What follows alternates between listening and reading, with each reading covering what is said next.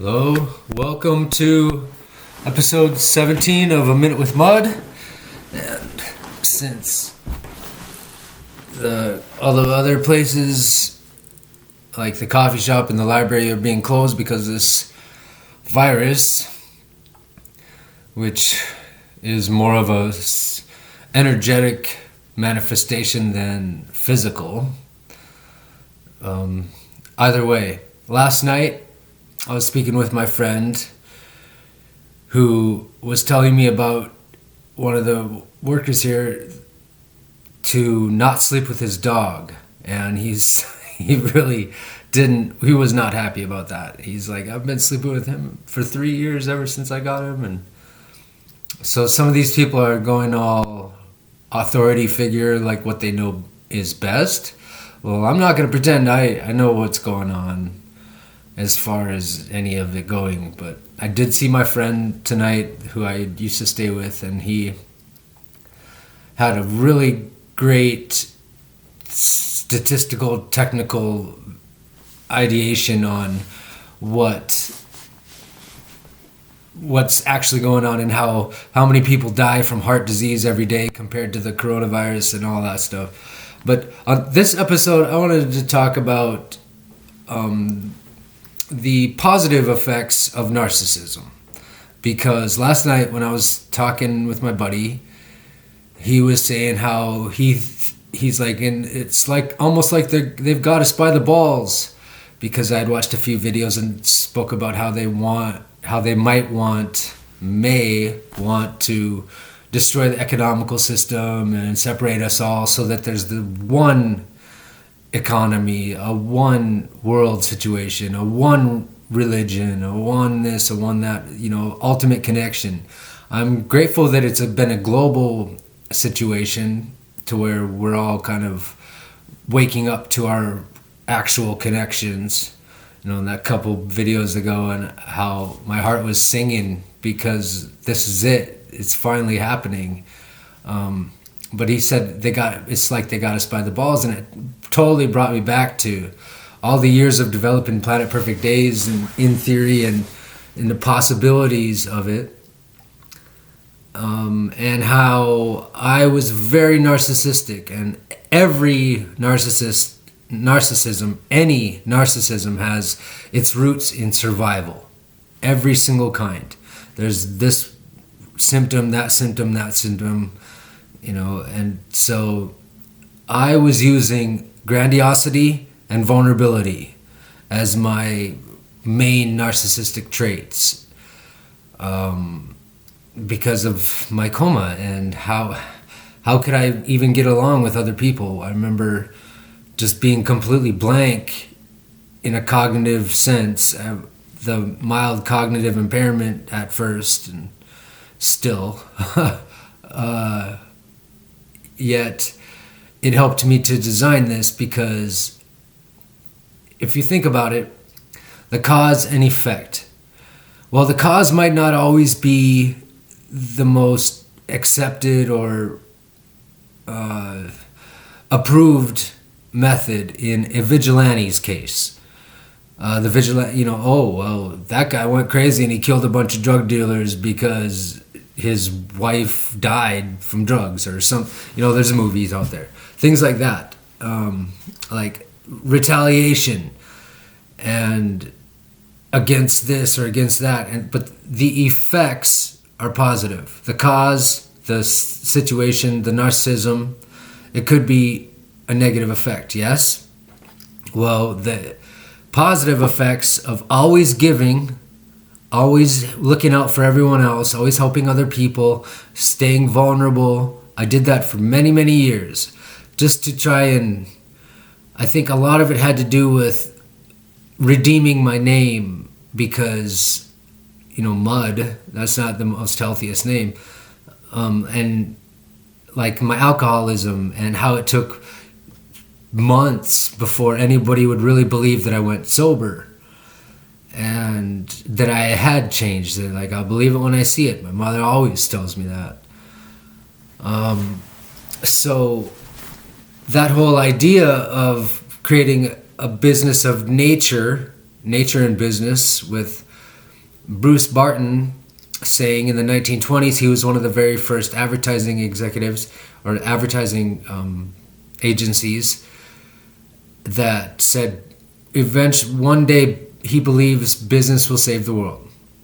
So, in a sense, the workings of Planet Perfect Days with the live coded 3 websites in one, all different broad-based meanings. It's a very complex system simplified into, the videos that I had previously shared. So I thought, I've got him by the balls. I'm like on drugs or alcohol, and I'm like, you know what? If I continuously be the good guy in the situation, regardless of whether or not I believe I'm a good guy or I'm using healthy manipulation, we're all manipulating each other. So maybe if I use some of these persuasion, manipulation tactics for a good reason, that it would be a good thing. Well, the effects of everything that is involved in Planet Perfect Days has to feel good. It has to be fun. It has to be transparent. You have to be held accountable for every little thing you do. I mean, you can't even buy your way into it. You have to prove that you're doing acts or supporting life-affirming causes, because if any death dealing gets involved or any corruption, then none of it would work. Which also means, for my own benefit, that I have to be that guy.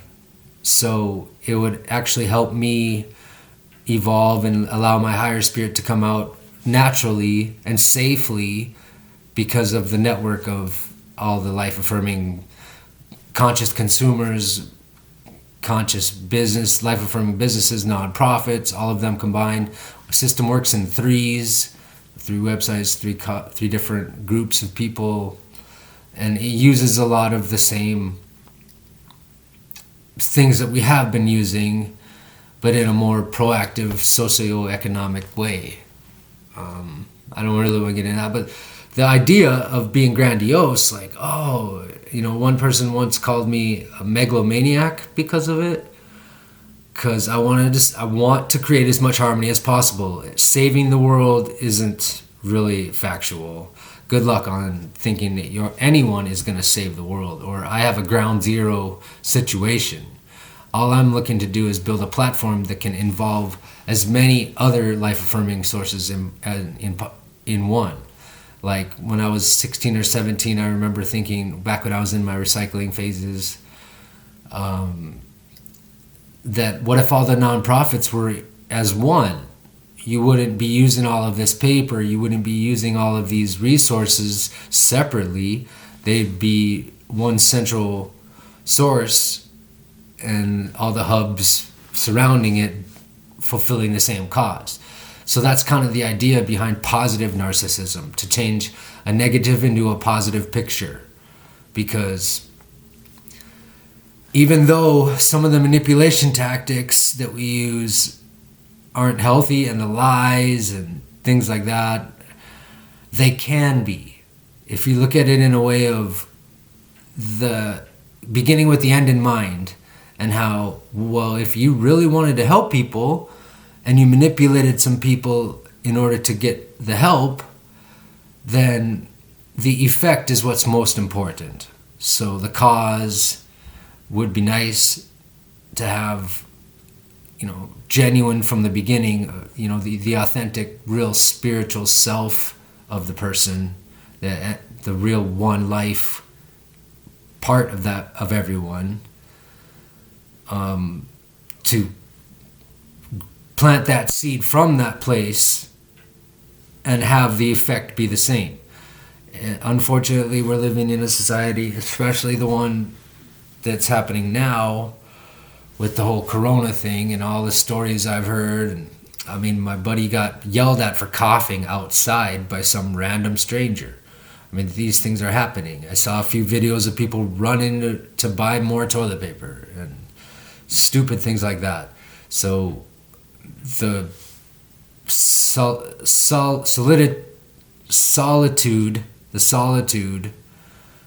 and the solidarity, or whatever that is, the oneness of everything is starting to happen a lot quicker now, because people are having to take a look inside themselves and to realize that it doesn't matter what kind of possessions you have or the wealth, that you can go out and just buy anything when the stores don't have it, or it's not going to make a difference. So this is a warning, and also a catalyst for change in a positive, healthy, higher vibed way. The same thing with guilt and shame. The best way of shame is to do the right thing. You're always doing the right thing, and other people might be envious, they might hate you, and believe me, that's happened to me many, many times. I've been the fall guy, the scapegoat for most of my life. So, but you continue to do that right thing, and eventually they're going to look and see maybe they're doing it wrong, and maybe they can rise higher and start doing healthier things. I do a lot of volunteering, and it's mostly for my own help, like mental health. It's good for me to help another person. It's always helped me. All I will really want to do is help other people.